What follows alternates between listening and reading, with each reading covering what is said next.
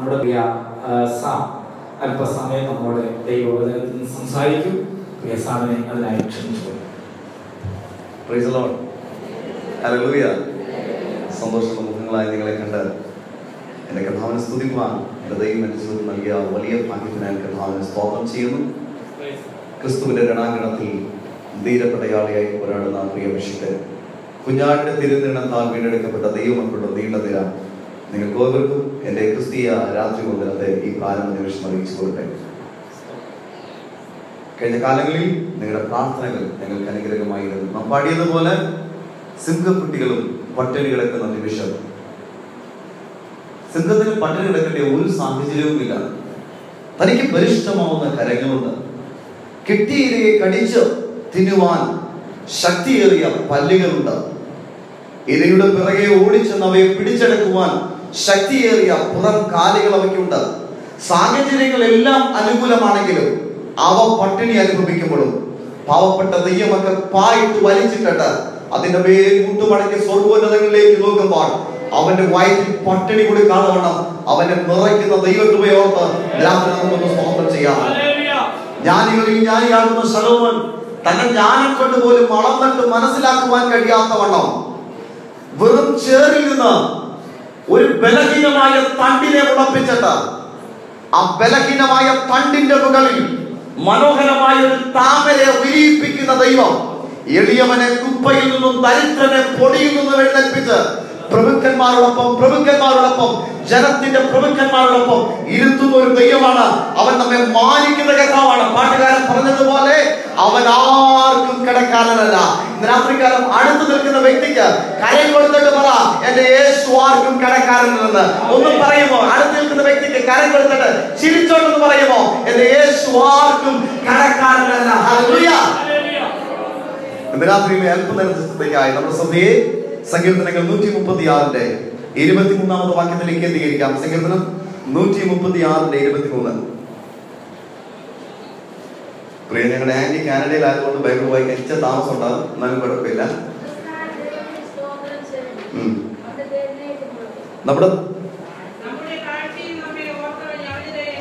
നമ്മുടെ താഴ്ചയിൽ നമ്മെ ഓർത്തവനെ അവന്റെ ദയ എന്നേക്കുമുള്ളത്.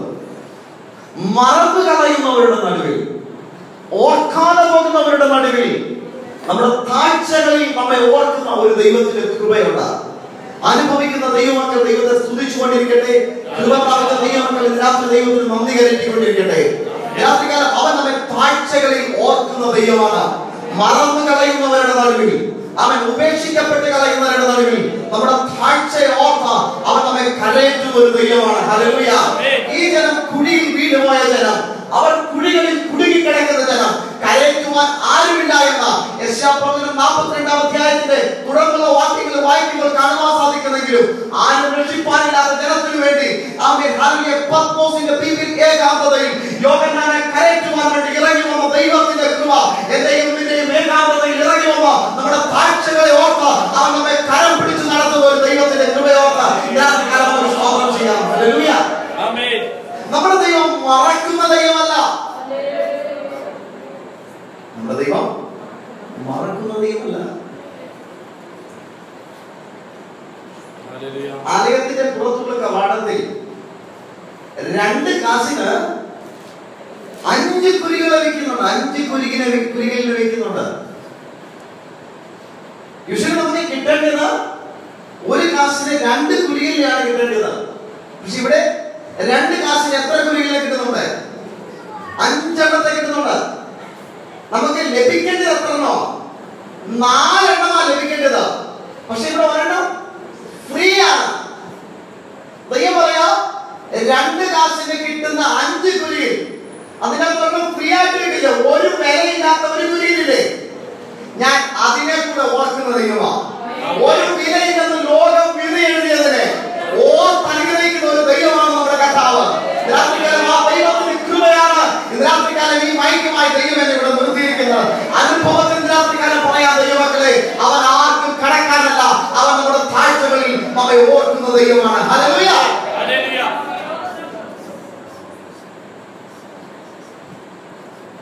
ഒരുപക്ഷെ നമ്മുടെ പ്രാർത്ഥനകൾ കേട്ടില്ലെന്ന് വന്നേക്കാം. പക്ഷെ അതിന്റെ പിന്നിൽ ദൈവത്തിനൊരു പദ്ധതിയുണ്ട്, ദൈവത്തിനൊരു പ്ലാൻ ഉണ്ട്. പലരുടെയും പ്രാർത്ഥനകൾ ദൈവം കേൾക്കുന്നു എന്ന് നമുക്ക് പറയുമ്പോഴും നമുക്കൊരു പക്ഷേ ഹൃദയത്തിന്റെ ഉള്ളിൽ ഒരു ചോദ്യം വന്നേക്കാം, എന്റെ പ്രാർത്ഥനയ്ക്ക് എന്തുകൊണ്ട് മറുപടി ഉണ്ടാകുന്നില്ല? മർക്കോസിന്റെ സുവിശേഷത്തിലേക്ക് ഒന്ന് കടന്നു വരുമോ?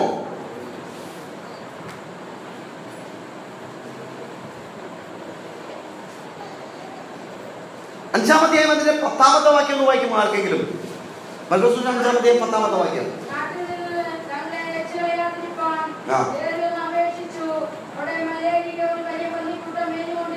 നിക്കണേ,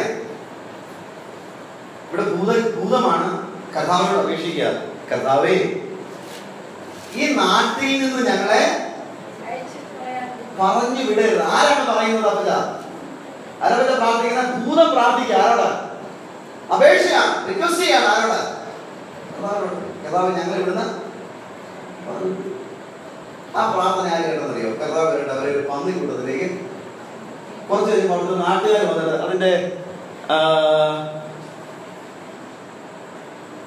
18ാമത്തെ വാക്യം അതിന്റെ 17ാമത്തെ വാക്യം വായിക്കുമ്പോൾ വായിക്കണ്ട, അവിടെ കാണാൻ സാധിക്കുന്നു. അവിടുത്തെ നാട്ടുകാർ വന്നിട്ട് പറഞ്ഞു, കർത്താവേ ഞങ്ങളുടെ പട്ടണത്തിൽ എന്ത് ചെയ്യണം?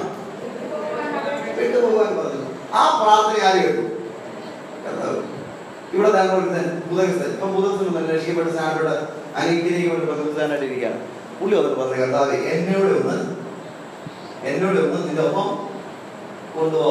ഭൂതത്തിന്റെ പ്രാർത്ഥന കേട്ട കർത്താവ്, നാട്ടുകാരുടെ പ്രാർത്ഥനയ്ക്ക് അക്സെപ്റ്റ് ചെയ്ത കർത്താവ് ഈ മാനസാന്തരപ്പെട്ടവന്റെ പ്രാർത്ഥന കേട്ടില്ല. മാനസാന്തരപ്പെട്ടവന്റെ ഒരുപക്ഷെ ഭൂതത്തിന്റെ പ്രാർത്ഥന കേൾക്കുന്ന കർത്താവിന് നാട്ടുകാരുടെ അപേക്ഷയ്ക്ക് ഉത്തരം കൊടുത്ത കർത്താവ് ഇവന്റെ ചോദ്യത്തിന് മാത്രം ഉത്തരം കൊടുത്തില്ല. നാട്ടുകാരൻ ഉത്തരം കിട്ടാത്ത പ്രാർത്ഥനകളെ, ഉത്തരം കിട്ടാത്ത നിലവിളിയുടെ മുമ്പിൽ പതറി നിൽക്കുന്ന എന്റെ ശ്രോതാക്കളിൽ ആരെങ്കിലും ഉണ്ടെങ്കിൽ ഒരു കാര്യം പറയുവാനുണ്ട്, നിന്റെ പ്രാർത്ഥനയുടെ മറുപടി ശ്രേഷ്ഠകരമാകുന്ന വണ്ണം മറ്റൊരു വിധത്തിൽ ദൈവം പ്രവർത്തിച്ചു കൊണ്ടിരിക്കുകയാണ്. നീണ്ട കാലഘട്ടങ്ങൾ ചുറ്റുപാടുകൾ മുഴുവനും ഒരു മച്ചിയായ സ്ത്രീ എന്ന് പറഞ്ഞ് അപമാനിക്കപ്പെടുന്ന കളഞ്ഞ എലിസബത്ത് ദൈവപ്രവർത്തിക്ക് വേണ്ടി ആകാംക്ഷയോടുകൂടെ ദൈവസന്നിധിയിൽ കാത്തിരുന്ന എലിസബത്ത് ഒരു ദൈവിക പ്രവർത്തി കാണുവാൻ വളരെ പ്രതീക്ഷയോടും പ്രാർത്ഥനയോടും കൂടിയിരുന്ന എലിസബത്തിന് വേണ്ടി ആരും ഇറങ്ങാത്തിടത്ത്, ഒരു മനുഷ്യനും കയറി ചെന്ന് ഇടപെടുവാൻ കഴിയാത്തിടത്ത് നിയമപ്രകാരം കുറിവീണ സമയത്ത് അകത്ത് കയറിയ സെക്രട്ടറി പുരോഹിതന് വേണ്ടി ആലയത്തിന്റെ ഉൾമുറിയിൽ ഇറങ്ങി വന്ന ഒരു ദൈവ സാന്നിധ്യമുണ്ട് കേട്ടോ. ആരും ഇറങ്ങി വന്ന് പ്രവർത്തിപ്പാൻ കഴിയാത്ത നിമിഷങ്ങളിൽ നിന്റെ താങ്ങിയിരിക്കുന്ന അവസ്ഥകളെ ഓർത്ത് നിന്റെ ഹൃദയത്തിന്റെ വേദനകളെ മനസ്സിലാക്കിക്കണ്ട ആർക്കും ഇറങ്ങി വന്ന് പ്രവർത്തിപ്പാൻ കഴിയാത്ത സാഹചര്യങ്ങളിലും ആ ആലയത്തിന്റെ ഉൾമുറിയിൽ ഇറങ്ങി വന്ന് പ്രവർത്തിക്കുന്ന ഒരു ദൈവകൃപയെ ഓർത്ത് പ്രാർത്ഥിക്കാനും ദൈവത്തിന് സ്തോത്രം ചെയ്യാൻ പറ്റും. Hallelujah, hallelujah, hallelujah. എന്റെ ദൈവം ദൈവങ്ങൾക്ക് അതീതമായി തന്റെ ജനത്തിന്റെ താഴ്ചകളെ ഓർത്ത് ഇറങ്ങി വന്ന് പ്രവർത്തിക്കുന്ന ദൈവമാണ്. ആമേൻ, ഹല്ലേലൂയ, ഹല്ലേലൂയ. നമ്മുടെ താഴ്ചകളിൽ നമ്മെ ഓർക്കുന്ന ദൈവമാണ്. മറന്നുപോകുന്നവർ അനേകരുണ്ട്. നാം ചെയ്തതും നാം കരുതിയതുമൊക്കെ മറന്നുപോകുന്നവരുണ്ട്. അവരുടെ നടുവിൽ നിന്നെ ഓർത്തനുഗ്രഹിക്കുന്ന ഒരു ദൈവത്തിന്റെ കൃപ.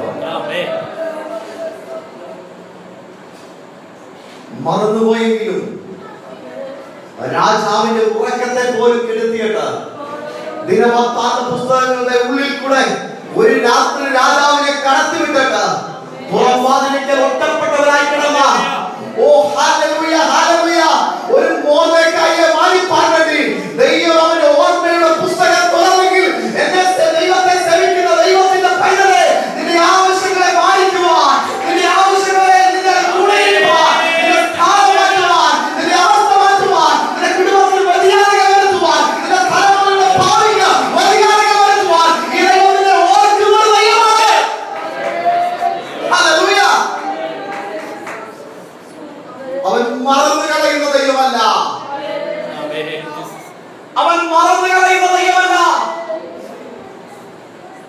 ശ്രേഷ്ഠമായി മാന്യമായി അവൻ നമ്മെ ഓർത്ത് അനുഗ്രഹിക്കുന്ന ഒരു ദൈവമാണ്. അബ്രഹാമിന്റെ ഹിതത്തിന് വഴങ്ങി സാറയുടെ നിർദ്ദേശപ്രകാരം അബ്രഹാമിന്റെ ഭാര്യയായി തീർന്ന, അബ്രഹാമിന്റെ കുഞ്ഞിന് ജന്മം കൊടുക്കാൻ തയ്യാറായി മുൻപോട്ട് ഇറങ്ങി വന്ന ഒരു ദാസിയാണ്. അബ്രഹാമിനാൽ താൻ ഗർഭവതിയായി ഉള്ളിൽ ഒരു കുഞ്ഞിനെ വഹിച്ച നിമിഷം എനിക്ക് ലഭിക്കേണ്ടത് അവൾക്ക് ലഭിച്ചു എന്നുള്ള കാരണത്താൽ ആഗറിനെ അതിക്രൂരമായി ബുദ്ധിമുട്ടിപ്പിടിച്ചപ്പോൾ ഇനിയും ആ കുടുംബത്തിനുള്ളിൽ നിൽക്കുവാൻ തനിക്ക് കഴിയാതെ വണ്ണം ആശ്രയം എവിടെയാണെന്ന് അറിയാതെ മരുഭൂമിയെ ലക്ഷ്യമാക്കിക്കൊണ്ട് നിറവയറുമായ ഒരു ഇറങ്ങി പുറപ്പെട്ടു. അവിടെ പേര് ഹാഗർ എന്നാണ്. പ്രതീക്ഷകൾക്ക് വിരുദ്ധമായി സകലതും സംഭവിക്കുന്നു. ഇന്നലെ ഞാൻ ഇറങ്ങി പോകുവാണെങ്കിൽ എന്റെ കാര്യം മാത്രം നോക്കിയാൽ മതിയായിരുന്നു. ഇന്ന് ഞാൻ ഒരു കുഞ്ഞിന് ജന്മം കൊടുക്കാൻ തയ്യാറായിരിക്കുന്ന ഒരു പൂർണ്ണ ഗർഭവതിയാണ്. പീഡനം സഹിപ്പാൻ കഴിയാതെ വണ്ണം അവർ സ്വന്തം വീട്ടിൽ നിന്ന് ഇറങ്ങിപ്പോയി ഒരു ആശ്രയമായി അല്പം തണലായി കണ്ട ഒരു കിണറിന്റെ തീരത്ത് വന്നിരിക്കുമ്പോൾ ഇനിയും എന്താണ് അടുത്ത സ്റ്റെപ്പ്? ഇനിയും എന്താണ് ഞാൻ ചെയ്യുന്നത്? ഈ കുഞ്ഞിന് ഞാൻ എങ്ങനെ ജന്മം കൊടുക്കും? ഇവനെ എങ്ങനെ ഞാൻ വളർത്തും?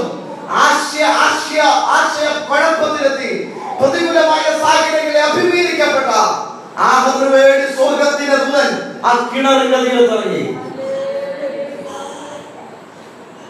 അബ്രഹാമിന്റെ കൂടാരത്തിൽ എത്തി അവന്റെ ആഹാരം ഭക്ഷിച്ച അവനെ അനുഗ്രഹിച്ച ദൈവം ഈ ആഹാറിന് വേണ്ടി കിണറിന്റെ തീരത്തിറങ്ങി. നിനക്ക് വേണ്ടി ദൂതൻ ഇറങ്ങുവാൻ രാത്രി തയ്യാറായിരിക്കുകയാണ്. നിന്റെ വിഷയങ്ങളിൽ ഇടപെടുവാൻ, എന്റെ പ്രിയ ശ്രോതാവേ, നമ്മുടെ വിഷയങ്ങളിൽ ഇടപെടുവാൻ ആകുലതയോടുകൂടെ വേദനയോടുകൂടെ ഹൃദയത്തിന്റെ ഉള്ളിൽ ചില ചോദ്യങ്ങളുടെ മുമ്പിൽ ഹൃദയത്തിൽ വേദനയോടുകൂടെ ഭാരപ്പെട്ട് നിൽക്കുന്ന ചിലരോട് രാത്രി പരിശുദ്ധാത്മാവ് ഞാൻ വിളിച്ചു പറയട്ടെ, ഈ വചനത്തിന്റെ പിൻബലത്താൽ നിന്റെ ആവശ്യങ്ങൾ ഇറങ്ങി വരുന്ന ഒരു ദൈവത്തിന്റെ ദൂതന്റെ സാന്നിധ്യമുണ്ട്. രാത്രികാലം കണ്ണുകളടച്ച് ആ ദൂതന്റെ സാന്നിധ്യം ആത്മാവിൽ കണ്ട നിങ്ങളുടെ ഹൃദയത്തോടുകൂടെ ദൈവത്തെ സ്തോത്രം ചെയ്ത് ഒടുങ്ങിക്കോ. നിനക്ക് വേണ്ടി പ്രവർത്തിപ്പാൻ ഒരു ദൂതൻ ഇറങ്ങി വരുന്ന ദിനങ്ങളുണ്ട്.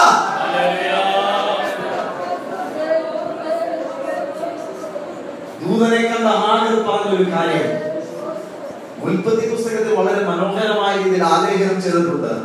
അവൾ ഇങ്ങനെയാ പറഞ്ഞത്, എന്നെ കാണുന്നവനെ ഞാൻ ഇവിടെയും കണ്ടുവല്ലോ, എന്നെ കാണുന്നവനെ ഞാൻ ഇവിടെയും കണ്ടുവല്ലോ. അനുഭവത്തിന്റെ ഒരു കാര്യം പറയാം എന്റെ പ്രിയരെ. അപ്പം പ്രസംഗിച്ചുകൊണ്ടിരുന്ന കർത്താവിനെ, ഞാൻ നാട് മുഴുവൻ പറഞ്ഞുകൊണ്ടിരുന്ന കർത്താവിനെ കാനഡയിൽ എനിക്ക് ഇറങ്ങി വന്ന് പ്രവർത്തിക്കുന്നവനായി കാണുവാനിടയായി. കാനഡയിൽ ഞങ്ങൾക്ക് വേണ്ടി ഇറങ്ങി വന്ന് പ്രവർത്തിക്കുന്നവനായി കാണുവാനിടയായി. ഞങ്ങളുടെ കുടുംബത്തിന്റെ ആവശ്യങ്ങളിൽ ഇറങ്ങി വന്ന് പ്രവർത്തിക്കുന്ന ഒരു ദൈവമായി പ്രസംഗിച്ച ദൈവത്തെ, അവൻ കേട്ട കർത്താവിനെ, വായിച്ച കർത്താവിനെ അനുഭവത്തിൽ കാണുവാൻ ദൈവം എനിക്ക് ഇടവരുത്തി. നീ അയക്കപ്പെട്ട സാഹചര്യത്തിൽ ആരും നിന്നെ കാണുന്നില്ലെന്ന് വിചാരിക്കേണ്ട കേട്ടോ, ആരും നിന്നെ ദർശിക്കില്ലെന്ന് വിചാരിക്കേണ്ട. നിന്നെ കാണുന്ന ഒരു കർത്താവുണ്ട്. ഈ കിണറിന് തീരത്തും അവൻ നിന്നെ ദർശിക്കുന്ന ദൈവമാണ്. ഈ ദൂതന്റെ വാക്ക് കേട്ടിട്ടാണ് ആഗർ പോയി വീണ്ടും സാറയ്ക്ക് കീഴ്പ്പെട്ടിരിക്കുന്നത്. പക്ഷെ ദൂതന്റെ വാക്ക് കേട്ട് കീഴ്പ്പെട്ടിരുന്നവൾ ദിനരാത്രങ്ങൾ കഴിഞ്ഞപ്പോൾ താൻ ജന്മം കൊടുത്ത കുഞ്ഞുമായി അല്പം ചെറുതുമായി ഇറങ്ങേണ്ടി വന്നപ്പോൾ മറക്കാത്ത സുഖം, മറക്കാത്ത സുഖം ഇന്നലകളിൽ ആലോചനയ്ക്ക് കീഴ്പ്പെട്ടിരുന്നവർക്ക് വേണ്ടി ഒരു നീലത തുറന്നുകൊണ്ട് വെളിപ്പെടുവാനിടയായി. ദൈവാലോചനയ്ക്ക് വേണ്ടി കീഴ്പ്പെട്ടിരിക്കുന്ന ദൈവത്തിന്റെ മക്കളെ, നിന്നെ വീണ്ടും ഓർത്തിനിഗ്രഹിപ്പാൻ ഈ ദൈവം ശക്തനാകേണ്ടോ? ദൈവാലോചനയുടെ മുമ്പാകെ തന്നെ താഴ്ത്തിയേൽപ്പിച്ച നിന്റെ പ്രാർത്ഥനാ മുറിയിൽ വിഷയങ്ങളുടെ മുൻപിൽ അവൻ പ്രാർത്ഥിക്കുന്ന ദൈവത്തിന്റെ മക്കളെ, അതിന്റെ തലമുറയുടെ ഭാവി ഓർത്തുകൊണ്ട്, സ്വന്തം ജീവിതത്തിന്റെ മുൻപോട്ടുള്ള നിലവാരം ഓർത്തുകൊണ്ട്, കുടുംബ ജീവിതത്തിന്റെ ഭദ്രത ഓർത്തുകൊണ്ട്, നിന്റെ ഏകാന്തതയുടെ ദൈവ സാന്നിധ്യത്തെ ഓർത്തുകൊണ്ട് പ്രാർത്ഥിക്കുന്ന ദൈവത്തിന്റെ മക്കളെ, നിന്നെ കാണുന്ന ഒരു സ്വർഗമുണ്ട്. അവൻ ഇനിയും നിനക്ക് വേണ്ടി പ്രവർത്തിപ്പാൻ, അവൻ പ്രവർത്തിപ്പാൻ ആവശ്യമില്ല. നിന്റെ തലമുറ ദാഹിച്ച് കിട്ടുപോകേണ്ടതല്ല. നിന്റെ തലമുറ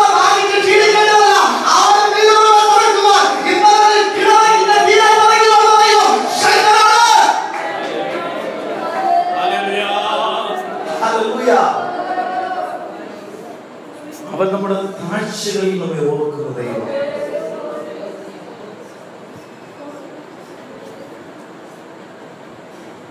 യിരെമ്യാവിനെ, പ്രാർത്ഥിച്ചവനെ, കണ്ണുനീരോടുകൂടെ ദൈവസന്നിധിയിൽ കരഞ്ഞ യിരെമ്യാവിനെ രാജാവിന്റെ നിയമപ്രകാരം ഒരു കുഴിയിലേക്ക് ഇറക്കി വിട്ടു. യിരെമ്യാ പ്രവചനം വായിക്കുമ്പോൾ കാണാൻ ശ്രദ്ധിക്കുന്നു, അത് വെള്ളമില്ലായ്യാൽ യിരെമ്യാവ് താണുപോയി. അടുത്ത നിമിഷം ആരും, താൻ ഇന്നലെ പ്രാർത്ഥിച്ചവരാരും തനിക്ക് സപ്പോർട്ടായി ഒരു വാക്ക് രാജാവിനോട് പറയുവാനില്ലാതിരിക്കുമ്പോൾ ദൈവമയച്ചൊരുവൻ രാജാവിന്റെ കൊട്ടാരത്തിൽ കടന്നു വന്ന് യിരെമ്യാവിന്റെ ഇന്നലകളിലെ പ്രവർത്തികളെ രാജാവിനോട് കൂടെ പറഞ്ഞപ്പോൾ രാജാവ് 30 പേരെ അയച്ച് യിരെമ്യാവിനെ ആ കുഴിയിൽ നിന്ന് പൊക്കിയെടുക്കുവാനിടയായി. വളരെ രസകരമായ ഒരു കാര്യം അവിടെ സംഭവിച്ചു. അവർ കയറുമായി യിരെമ്യാവിനെ പൊക്കിയെടുക്കാൻ വേണ്ടി പോകുന്ന നിമിഷം അവർ കൊട്ടാരത്തിന്റെ ഉൾമുറിയിലേക്ക് കടന്നു ചെന്നിട്ട് അവിടെ ഉണ്ടായിരുന്ന പഴം തുണികളും പഴയ വസ്ത്രത്തിന്റെ കഷ്ണങ്ങളും അവർ എടുത്തുകൊണ്ടാ പോയത്. എന്തിനാണെന്നറിയാമോ?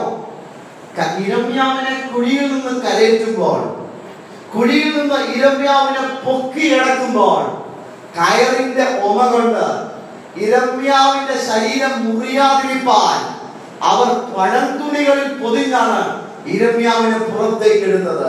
രാത്രികാലം വീണ അവസ്ഥ എന്തുമായിക്കോട്ടെ, ദൈവത്തിന്റെ താഴ്ചയെ ഓർത്താൽ ഒരു പോറല് പോലും സംഭവിക്കാതെ വണ്ണം, ഒരു മുറിവ് പോലും കാണാതെ വണ്ണം, നിന്റെ സൂട്ട് വിശ്വാസി പോലും തിരിച്ചറിയുവാൻ കഴിയാത്ത വിധത്തിൽ ദൈവം വളരെ അത്ഭുതകരമായി ആ കുഴിയിൽ നിന്ന് യിരെമ്യാവിനെ പൊക്കിയെടുത്തതുപോലെ അവൻ എല്ലാവരെ കുപ്പയിൽ നിന്നും ദരിദ്രരെ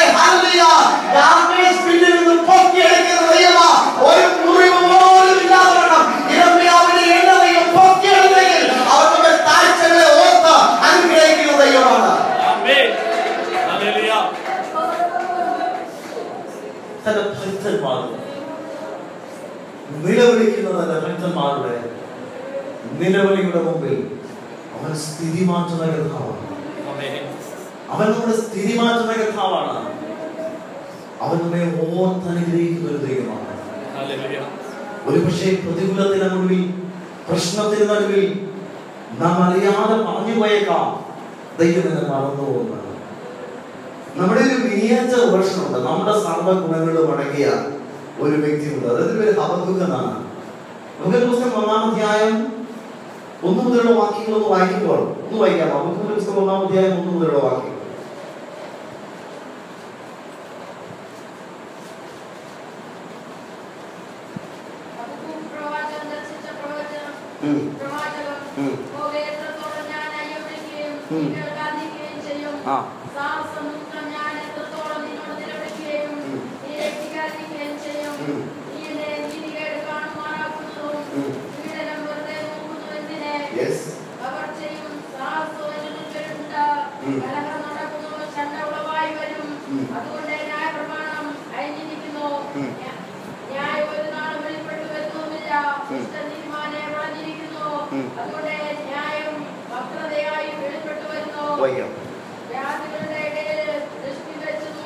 ജാതികളുടെ ദൃഷ്ടി വെച്ച് നോക്ക്. ദൈവം പറയാണ്, ഹബക്കൂക്ക് പറയാണ്, ദൈവം കേൾക്കുന്നില്ല, ഞങ്ങളുടെ താഴ്ചയെ ദൈവം കാണുന്നില്ല, ഞങ്ങളുടെ ഈ നിന്ദിക്കപ്പെട്ട് കിടക്കുന്ന സാഹചര്യത്തെ ദൈവം ദർശിക്കുന്നില്ല എന്നാണ് ഹബക്കൂക്കിന്റെ വാക്കുകളിൽ അവിടെ കാണുവാൻ സാധിക്കുന്നത്.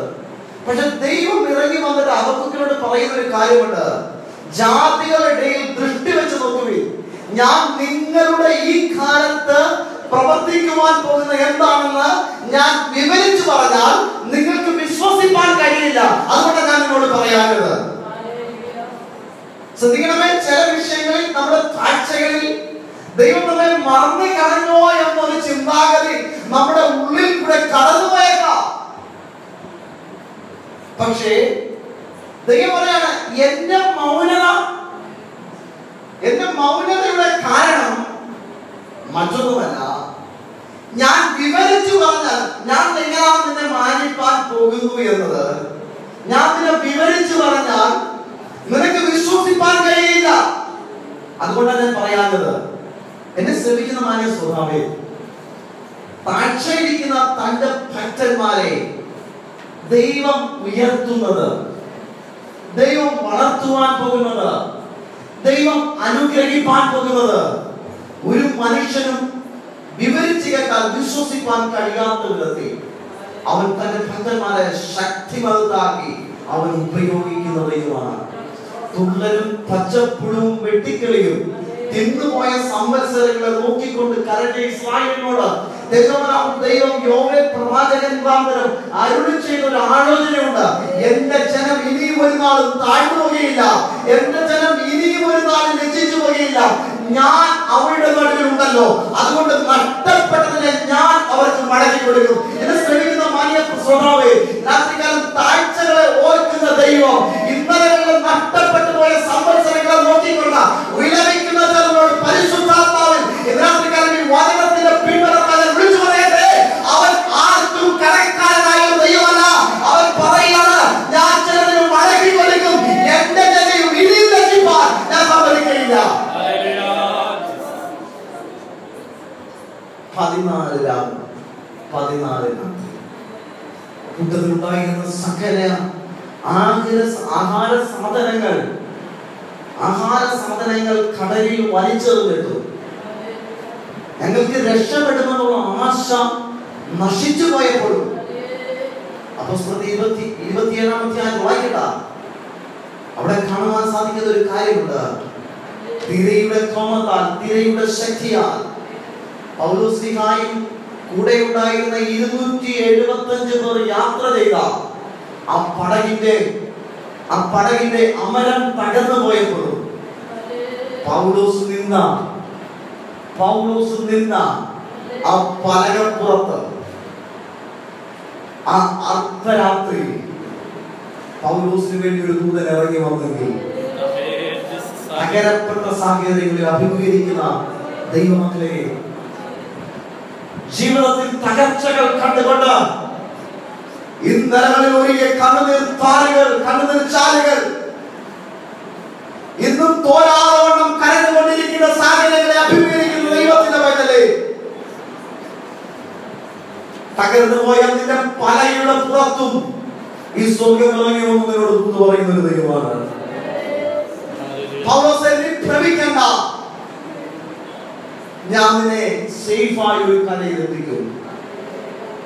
രാത്രികാലം ആ ദൈവമാണ് രാത്രി നിർത്തിയിരിക്കുന്നത്. ഒരു കാര്യം പറയട്ടെ, തകരപ്പെട്ട പടകിലും ഇറങ്ങി വന്ന് തന്റെ ദാസന്മാരെ ഓർത്ത് അവരെ ഒരു കരയിൽ എത്തിക്കുന്ന ഒരു ദൈവമാണ് നമ്മുടെ ദൈവം. അവരുടെ താഴ്ചകളിൽ നമ്മുടെ താഴ്ചയെ ഓർത്ത് അനുഗ്രഹിക്കുന്ന ദൈവമാണ്. അവൻ നമ്മുടെ വൈരികളുടെ കരങ്ങളിൽ നിന്ന് അവൻ നമ്മെ വിടുവിക്കുന്ന ദൈവമാണ്. ഒന്ന്, അവൻ നമ്മുടെ താഴ്ചകളിൽ നമ്മെ ഓർക്കുന്ന ദൈവം.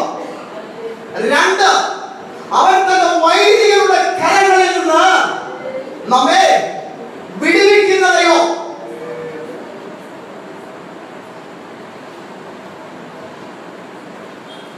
ആവർത്തന പുസ്തകം 9-ാം അധ്യായം അതിൽ 1-ാമത്തെ വാക്യം ഒന്ന് വായിക്കുമോ? ആവർത്തന പുസ്തകം 9-ാം അധ്യായം 1-ാം വാക്യം.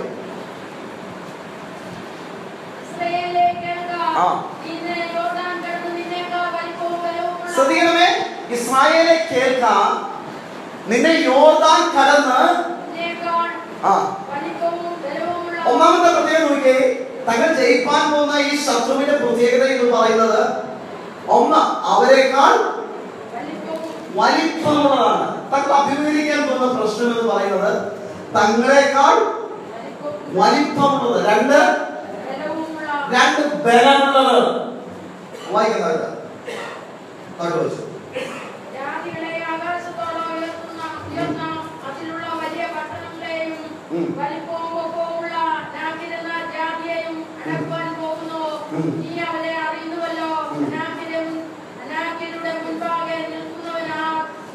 വലിപ്പമുള്ള, പൊക്കമുള്ള, ആകാശത്തോളം വലിപ്പമുള്ള മതിലുകളുള്ള പട്ടണങ്ങളെ നിങ്ങൾ അഭിമുഖീകരിക്കാൻ പോവുകയാണ്. ദൈവം പറയണം, നിങ്ങളുടെ വൈരികളുടെ കരങ്ങൾ നമ്മളെ വിടുവിക്കുന്ന ദൈവമാണ്. ഏതുവിധ വൈരികൾ? നമ്മേക്കാൾ പൊക്കമുള്ള, നമ്മേക്കാൾ ശക്തിയുള്ള. തീർന്നില്ല, നിൽക്കുമ്പോൾ നാം പതറിപ്പോകത്തക്ക വിധത്തിലുള്ള സാഹചര്യങ്ങൾ നമ്മുടെ മുമ്പിൽ നിൽക്കുമ്പോൾ എത്തിപ്പിടിപ്പാൻ കഴിയാത്ത വിധത്തിൽ ആകാശത്തോളം പൊക്കമുള്ള മതിലുകൾ നമുക്ക് തടസ്സമായി നിൽക്കുമ്പോൾ ദൈവം അവരോട് പറയുന്ന ഒരു ആലോചനയുണ്ട്. ഞാൻ നിന്റെ വൈരികളെ നിന്റെ കരങ്ങളിൽ ഏൽപ്പിക്കും. അവൻ നമ്മെ താഴ്ചയെ ഓർക്കുന്ന ദൈവമാണ്. നമ്മുടെ താഴ്ചകളിൽ നമ്മെ കൈവിടാത്ത ദൈവമാണ്. ഈ ദൈവം തന്നെയാണ് നമ്മോട് പറയുന്നത്, അവൻ നമ്മുടെ വൈരികളുടെ മുമ്പിൽ നമ്മെ വിടുവിക്കും. അഭിമുഖീകരിപ്പാൻ പ്രശ്നസങ്കീർണമായത്, ജയിച്ചടപ്പാൻ കഴിയാത്ത ചുറ്റുപാടുകളെ, മുന്നേറുവാൻ കഴിയാത്ത വിധത്തിൽ ആകാശത്തോളം വലിപ്പമുള്ള മതിലുകളുള്ളതിനെ ദൈവം പറയണം, നിങ്ങൾ ജയിക്കും. തീർന്നില്ല. ദൈവം നമ്മോട് പറയുന്ന മറ്റൊരു കാര്യമുണ്ട്. നിങ്ങളുടെ നാട്ടിൽ മുഴുവനും പറയുന്ന ഒരു കാര്യമുണ്ട്. എന്താ? ഇവരുടെ മുമ്പാകെ ആർ നിൽക്കും. അതായത് നാട്ടിൽ മുഴുവൻ ഒരു പഴഞ്ചൊല്ലായി ജനഹൃദയങ്ങളിൽ പതിഞ്ഞതാണ് ഈ ജനത്തിന്റെ ശക്തി. കാരണം ഇതിന്റെ മുമ്പിൽ ഇന്നലകളിൽ നിന്നവരൊക്കെ പരാജയപ്പെട്ടേ ഉള്ളൂ. അതുകൊണ്ട് ഈ നാട്ടിൽ, ഈ സമൂഹത്തിൽ നീ അഭിമുഖീകരിക്കുന്ന പ്രശ്നം ഇസ്രായേലിലെ വലിപ്പമുള്ളതാ, പക്കമുള്ളതാ. ഇന്നലകളിൽ സകലരും ഈ പ്രശ്നത്തെ അഭിമുഖീകരിച്ചിട്ട് പരാജയപ്പെട്ടു പോയവരാ. ഞാൻ ഇതിന്റെ മുമ്പാകെ നിന്നെ നിർത്താൻ പോവുകയാണ്. കൃപ പ്രാപിച്ച ദൈവത്തിന്റെ പൈതലേ, നമ്മൾ വ്യാപരിക്കുന്ന ദൈവത്തിന്റെ കൃപ എന്ന് പറയുന്നത് രണ്ട് പാട്ടുപാടി അന്യഭാഷ പറഞ്ഞ് നിർത്തേണ്ടതല്ല. എന്നിലും നിന്നിലും വ്യാപരിക്കുന്ന ദൈവത്തിന്റെ കൃപ. അവൻ ബലഹീനനായ പത്രോസിനെ, പേടിച്ചറിയുന്ന പത്രോസിനെ ജനത്തിന്റെ മുമ്പാകെ നിന്ന് പ്രസംഗിപ്പാൻ പ്രാപ്തനാക്കുന്ന ദൈവത്തിന്റെ കൃപയാ. അവൻ ഭാരതീയ ഈ ദൈവത്തിന്റെ കൃപയുണ്ടല്ലോ, കാരാഗ്രഹത്തിൽ ഉൾമുറിയിൽ വെളിപ്പെട്ട ദൈവത്തിന്റെ കൃപയാ. ഈ ദൈവത്തിന്റെ കൃപയാണ് അവൻ ചെന്നതിനെ ശാസിപ്പാൻ അവരെ ശക്തീകരിച്ചത്. ഈ ദൈവത്തിന്റെ കൃപയാണ് അവരെ വാദിക്കുന്ന മുമ്പാകെ നിൽപ്പാൻ ശക്തീകരിച്ചത്. ഈ ദൈവത്തിന്റെ കൃപയാണ് അവരെ ജനത്തിന് നടുവിൽ വളർത്തിയത്. ഈ ദൈവമാണ് ഇവരോട് പറഞ്ഞത്, ഈ ശക്തിയുടെ മുമ്പാകെ ആർക്ക് നിൽപ്പാൻ കഴിയുമെന്ന് ഒരു പറച്ചിരി മണ്ണിലുണ്ട്. പക്ഷേ നീ അവയ്ക്കൊന്നും ചെവി കൊടുക്കണ്ട. കൃപ പ്രാപിച്ച ദൈവത്തിന്റെ മക്കളെ, അതിനകത്ത് സ്വന്തം നിന്റെ കാതുകളിൽ മന്ത്രിക്കുന്ന ഒരു ആലോചനയുണ്ട് പ്രിയരേ.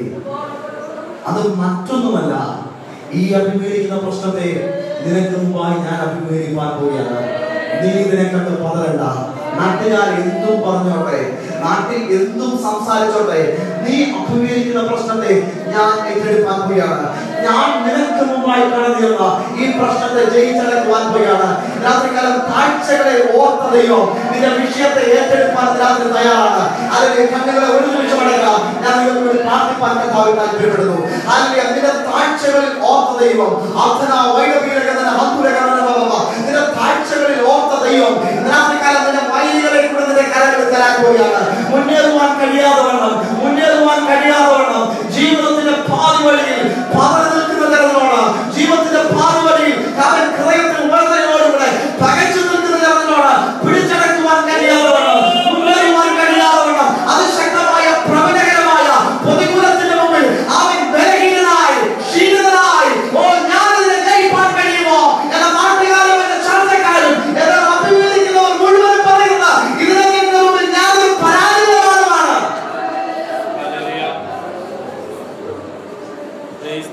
നീ പരാജയപ്പെട്ട മണ്ഡലത്തെ രാത്രി സ്വർഗ്ഗം അവൻ അഭിമുഖീകരിക്കാൻ പോവുകയാണ്. ഹല്ലേലൂയ. ഹൃദയത്തോടുകൂടെ കൃപ പ്രാപിച്ച ദൈവമക്കൾ അല്പനിമിഷം കർത്താവിനെ സ്തുതിച്ചുകൊണ്ടിരിക്കട്ടെ. രാത്രി ചില മണ്ഡലങ്ങളിൽ ദൈവം അഴിവ് തുടങ്ങുകയാണ്. എത്ര പേർ വിശ്വസിക്കുന്നതിന്റെ പ്രശ്നത്തിലെ ദൈവം രാത്രിയെ നയിക്കാൻ പോവുകയാണ്. നീ ഇവിടെ നിൽക്കുമ്പോൾ സെരുബ്ബാബേൽ, നീ കാണുന്ന മഹാപർവ്വതത്തോട് ഞാൻ കൽപ്പിക്കാൻ പോവുകയാണ്. സെരുബ്ബാബേലിന്റെ മുമ്പിലുള്ള മഹാപർവ്വതമേ, ഈ പായിൽ നിന്ന് എഴുന്നേൽക്കുന്നതിന് മുമ്പ്, ഇട്ട ചെയറിൽ നിന്ന് ചേർന്ന് എഴുന്നേൽക്കുന്നതിന് മുമ്പ് കൃപപ്രാപിച്ച ദൈവമക്കളെ, നിന്റെ പ്രശ്നത്തെ രാത്രി സ്വർഗ്ഗം അഭിമുഖീകരിക്കാൻ തയ്യാറായി നിൽക്കുന്നു. രാത്രികാലം നീ വലുതായി കാണുന്ന വിഷയങ്ങളെ, നീ ഭാരമേറിയ പ്രശ്നത്തെ രാത്രികാലം സ്വർഗ്ഗത്തിന് ദൂതൻ ഇറങ്ങി വന്ന് അവൻ തന്റെ മഹത്വത്തിന്റെ കാര്യം പ്രവർത്തിച്ച് രാത്രികാലം വിടുവിപ്പാൻ തയ്യാറായിരിക്കുന്നു. അല്പനിമിഷം നമ്മയോട് സ്തോത്രം ചെയ്യാം.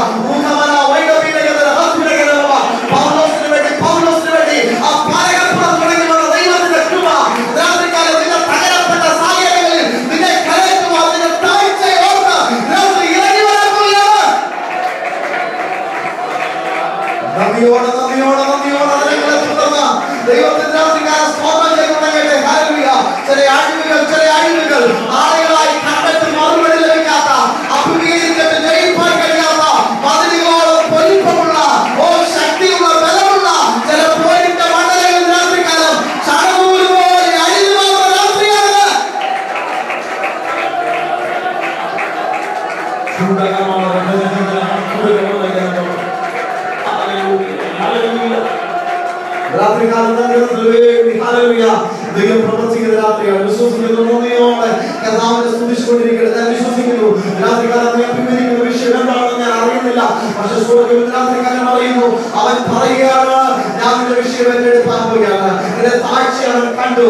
ഓ ഊഴിയ വിചാരമാരുള്ള നിന്റെ കർത്തവ്യം അവൻ കണ്ടു. നിന്റെ നിലവിളി അവൻ കേട്ടു. പുറപ്പെടുവാൻ ദൈവം മോശയെ ഒരുക്കി. നിനക്ക് വേണ്ടി പുറപ്പാട് ഒരുക്കുവാൻ ദൈവം ശക്തനാണ്. നീ അഭിമുഖീകരിക്കുന്ന വിഷയത്തിലുള്ള ദൈവത്തിന്റെ കരം രാത്രികാലം നിനക്ക് വേണ്ടി ഇറങ്ങി വന്ന അവൻ നിന്നെ കരറ്റുവാൻ തയ്യാറായിരിക്കുന്നു. പ്രാർത്ഥനയോടുകൂടെ മുന്നേറുക.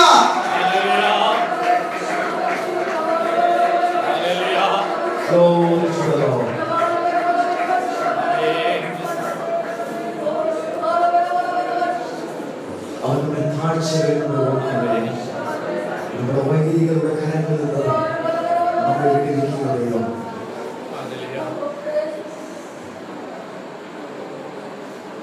അവഗണനകളുടെ മുമ്പിൽ അംഗീകാരങ്ങൾ ലഭിക്കാതെ വേണം വിഷയങ്ങളിൽ അഭിമുഖീകരിച്ച് ഭാരപ്പെടുന്ന ദൈവമേ, ഇന്നത്തെ കാലത്തിന്റെ അനുഭവത്തിന്റെ ഒരു കാര്യം പറയാൻ പറ്റും. അത് നമ്മുടെ താഴ്ചകളിലൂടെ ഓർക്കും.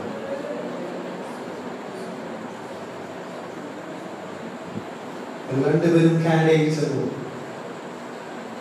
ജീവിതത്തിന് മുൻപോട്ടുള്ള നിലനിൽപ്പ് എങ്ങനെയാകുമെന്നാണ് വളരെ ഭാരപ്പെട്ട നിമിഷങ്ങളുണ്ട്.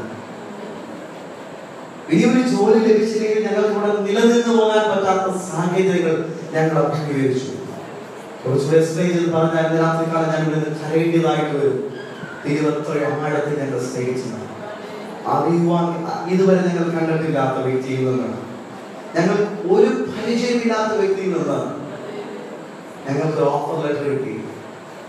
അദ്ദേഹം ഞങ്ങൾക്ക് ജോലി ചെയ്യാതെ എന്നാൽ 1 വർഷത്തോളം ഞങ്ങൾക്ക് സാലറി ഫ്രീ ആയി തന്നുകൊണ്ടിരുന്നു. തിരിച്ചു കൊടുക്കണം, ഇതുവരെ കൊടുത്തിട്ടില്ല. ഭക്തന്മാരുടെ താഴ്ച ഓർത്തുകൊണ്ട് പ്രതികൂല സാഹചര്യങ്ങളെ അഭിമുഖീകരിക്കാൻ ദൈവം നമ്മുടെ വിഷയം ഏറ്റെടുത്താൽ നാം വിചാരിക്കാത്ത വിഷയങ്ങളെ നാം വിചാരിക്കാത്ത വഴികളിൽ ദൈവം നമുക്ക് വേണ്ടി പ്രവർത്തിച്ചു.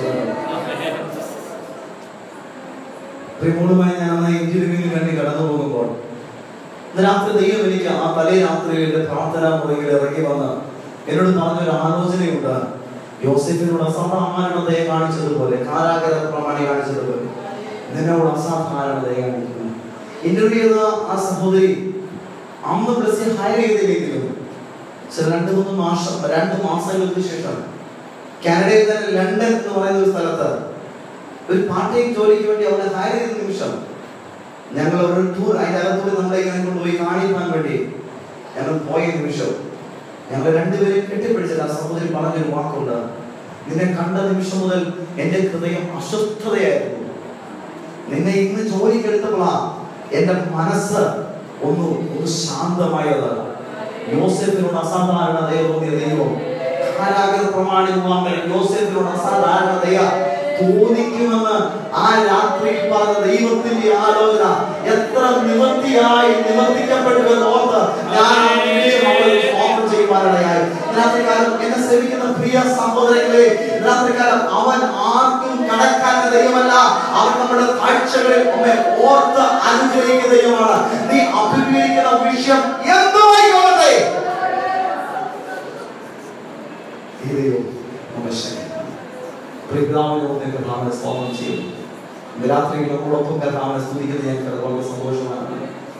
പിതാവ് കടന്നുപോയ അവസ്ഥകളെ അവിടെ നിന്നാണെങ്കിലും എനിക്ക് ഞാൻ വളരെ വിഷമത്തിലാണ് പ്രിയാണ്ട് കടന്നുപോയ സാഹചര്യം. പക്ഷെ രാത്രി ഒരു കാര്യം ഞാൻ പറയും, എന്റെ ദൈവം ആർക്കും കിടക്കാരല്ല. അവരുടെ താഴ്ചകളെ ഓർത്തുകൊണ്ട് വളരെ ആത്മാർത്ഥമായ ഒരു കാര്യം എന്റെ വാക്കുകൾ ഉപസംഹരിക്കുന്നതിന് പറയട്ടെ. നിങ്ങളുടെ പ്രാർത്ഥന ഒന്ന് മാത്രമാണ് നിങ്ങൾ നിലനിർത്തുന്നത്. നിങ്ങൾക്ക് വന്നെത്താൻ കഴിയാത്തടത്ത് നിങ്ങളുടെ പ്രാർത്ഥനകൾക്ക് ചെന്ന് പ്രവർത്തിപ്പാൻ കഴിയും. അപ്പനിൽ നിന്നും അമ്മയിൽ നിന്നും അകലെയാണെങ്കിലോ, വീട് വിട്ട് ഇറങ്ങിപ്പോയ നിമിഷം മുതൽ ഹൃദയത്തിൽ ഭാരം അനുഭവിക്കുന്ന ഒരു മാതാവിനും പിതാവിനെ ഓർത്തുകൊണ്ട് ഒരു ഗോവേദിയോളം പൊക്കത്തിൽ സ്വർഗത്തിലെ ദൂതൻ യാക്കോബിന് വേണ്ടി ആ മരുഭൂമിയിൽ ഇറങ്ങി വന്നെങ്കിൽ, ഗോവേദി എന്ന് പറയുന്ന ട്രെയിൻ പാളമൊന്നുമല്ലല്ലോ, കൂടിപ്പോയ 30 അടി പൊക്കം അല്ലെ? ആ 30 അടി പൊക്കത്തിൽ അവന് വേണ്ടി സ്വർഗം ഇറങ്ങി വന്നെങ്കിൽ, നമ്മുടെ തലമുറകൾക്ക് വേണ്ടി നമ്മുടെ പ്രാർത്ഥന നിമിത്തം ഇറങ്ങി വരുന്ന ഒരു സ്വർഗമാണ്. വാക്കുകൾക്ക് വിരാമം കൊടുക്കട്ടെ. ഈ ഒരു അവസരത്തിൽ ദൈവത്തിനോട് ഹൃദയത്തിന്റെ ഭാഷയും നന്ദി അറിയിച്ചു. കാരണം എല്ലാ ദൈവമക്കൾക്കും ഞങ്ങളുടെ സ്നേഹധരമായ നന്ദികൾ പറഞ്ഞുകൊണ്ട് നിങ്ങളുടെ പ്രാർത്ഥനയിൽ ഒരു നിമിഷമെങ്കിലും ഞങ്ങളെ വഹിച്ച് പ്രാർത്ഥിക്കണമേ. തിങ്കളാഴ്ച കടന്നു പോകാൻ താല്പര്യപ്പെടുന്നു. നിങ്ങൾ ഞങ്ങൾക്ക് വേണ്ടി പ്രാർത്ഥിക്കണമെന്ന് അപേക്ഷിച്ചുകൊണ്ട് ദൈവത്തിന് ആഗ്രഹിക്കുന്നു. ഈ വചനങ്ങളാൽ ദൈവം ഒരുപോലെ നന്ദി.